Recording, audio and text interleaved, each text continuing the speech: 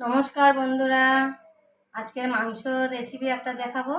আমাদের গ্রামের মানুষ দেশি মুরগি কিভাবে রান্না করে সেটা শেয়ার করব আপনাদের। এই মুরগিটা কাটা হয়ে গেছে, আপনাদেরকে দেখাতে পারিনি, বাজারে গেছিলাম, পুরো বাজার থেকে কেটে নিয়ে এসেছি। মাংসটা 3.5 কেজি রয়েছে, তার জন্য কতটা কি মশলা লাগবে এই কেটে নিয়েছি। পেঁয়াজ কুচি আছে, রসুন, আদা, টমেটো, আলু নিয়েছি, এইগুলো কেটে নিয়েছি। তারপরে কি কি দেবো মশলা আপনাদেরকে দেখাবো। দেখুন, আমি মশলাটা মিক্সিতে করে নিচ্ছি, আপনারা চাইলে শিলে বেটে করতে পারেন।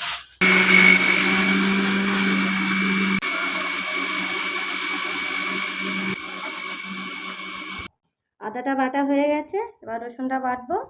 দেখো বন্ধুরা, আমি মিক্সিতে বেটেছি, পুরোটা পেস্ট করিনি, একটু গোটা গোটা রয়েছে। এইভাবে বাটলে কড়াতে দেওয়ার সুবিধা হবে, তাহলে কড়াতে লেগে যাবে না। এর জন্যই কিছু গোটা মশলা ভেজে নেব। প্রথম দিয়ে দিলাম দারচিনি, এলাচ, তারপর দিয়ে দেব আমি জিরে, দিয়ে একসঙ্গে ভেজে এটা তুলে নেব।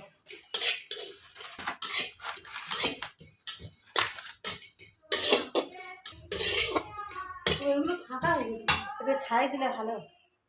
দেখুন বন্ধুরা, আমি মাংসটা এবারে মাখিয়ে রাখবো, তার জন্য কী কী দিচ্ছি আপনাদের দেখাবো। এই নুন দিয়ে দিচ্ছি, স্বাদ মতো নুন দিয়ে দেবেন আপনারা। হলুদ দিচ্ছি, যে 5 চামচ হলুদ লাগবে। লঙ্কার গুঁড়ো দিলাম 4 চামচ। এই মশলাগুলো হচ্ছে আমাদের ঘরে ভাঙানো, আমি বাইরে কোনো কেনা মশলা ব্যবহার করি না, সব কিছু মানে ন্যাচারাল মশলা সবটুকুই দিয়ে দেবো। পেঁয়াজ কুচিও খানটা দিয়ে দেবো, দিয়ে কাঁচা তেল, সর্ষে তেলও লাগবে, কাঁচা সর্ষে তেলও দিয়ে দিচ্ছি। এই মাংসটা এইভাবে মাখিয়ে নিতে হবে, নিয়ে 10 মিনিট আমি রেখে দেবো। সব কিছু মশলা একসাথেই দিয়ে দিয়েছি, আপনারা চাইলে কেউ কষিয়ে নিতে পারো মশলা, কিন্তু আমি এইভাবে রান্না করি। আগে সব মশলা মাংসের সাথে মিশিয়ে নিই, নিলে এটা বেশি টেস্টি হয়। এর মধ্যে কিন্তু আমি রসুন বাটাটাই দিইনি, রসুন বাটা খানটা পেঁয়াজ আছে, তাকে তেলে দিয়ে দেবো। বন্ধুরা, আলুটা ভাজার জন্য আমি তেল ঢেলে নিচ্ছি, মাংসের আলুটা লাল লাল করে ভেজে নেব। বন্ধুরা, তেলটা গরম হয়ে গেছে, এবার আমি আলুটা ছেড়ে দেবো। লাল লাল করে আলুটা ভাজতে হবে। আলুতে একটু নুন দিয়ে দেবো, দিলে আলুর ভিতরে ভালো করে নুন ঢুকে যাবে। দিয়ে দেবো সামান্য একটু হলুদ, দিলে আলুর কালারটা সুন্দর আসবে।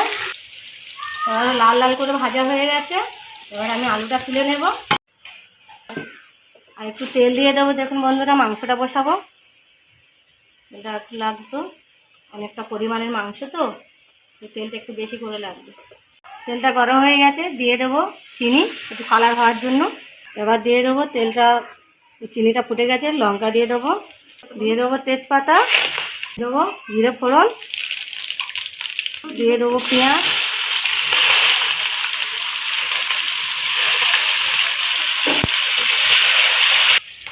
দিয়ে দেবো। পেঁয়াজটা একটু লাল লাল হয়ে গেছে, এবার রসুন বাটাটা দিয়ে দেবো, দিয়ে ভালো করে নাড়াচাড়া করবো। ভালো করে মশলাটা তেল ছাড়লে তারপর মাংস দেবো।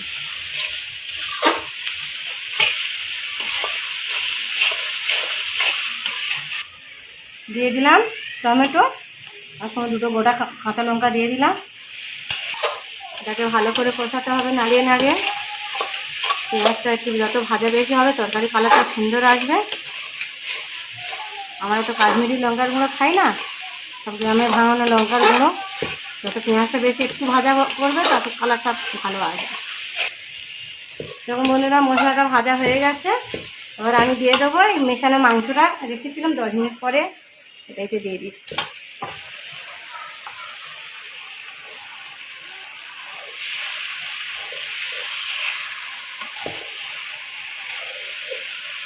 আমি ঢাকা দিয়ে দিয়েছিলাম, ঢাকাটা খুলবো।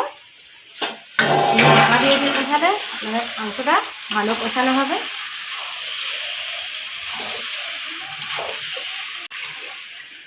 একটু নেড়ে ছেড়ে আবার এটাকে ঢাকা দিয়ে দিলাম।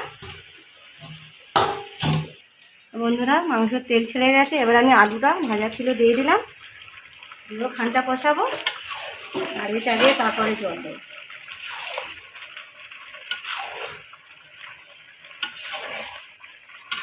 কি লাগবে কালারটা, খাবে নি। যে গোটা মশলাটা ভেজেছিলাম এটাতে তা গুঁড়ো করা হচ্ছে। মাংসটা হয়ে আসলে এই গুঁড়ো মশলাটা ছড়িয়ে দেবো।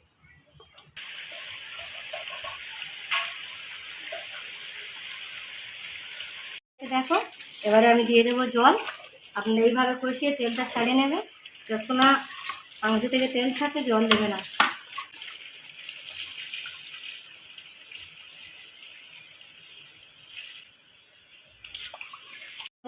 জল দিয়ে এবার আমি ঢাকা দেবো।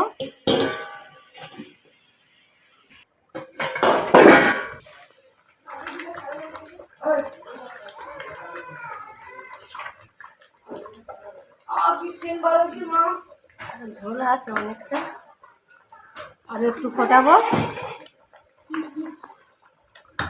মাংসটা হয়ে গেছে।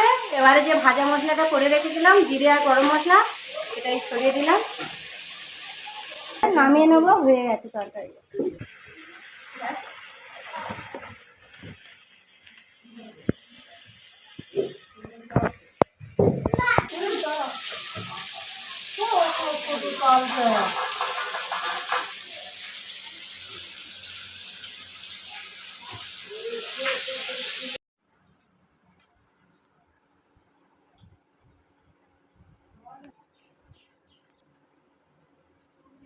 ধরে থাকবি